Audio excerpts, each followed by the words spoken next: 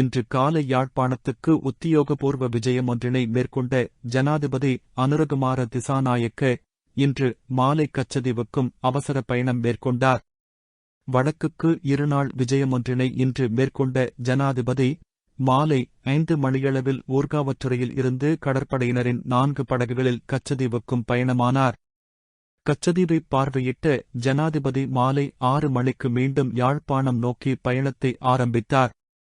இதேவேளை தமிழகத்தில் அரசியல்வாதியாக உருவெடுத்துள்ள நடிகர் விஜய் அண்மையில் கச்சதீவை மீளப் பெற வேண்டும் என்ற சர்ச்சைக்குரிய பேச்சின் பின்னர் ஜனாதிபதி அனுரகுமார கச்சதீவுக்கு பயணித்தமை அரசியல் ரீதியில் பெரிதும் பார்க்கப்படுகின்றது.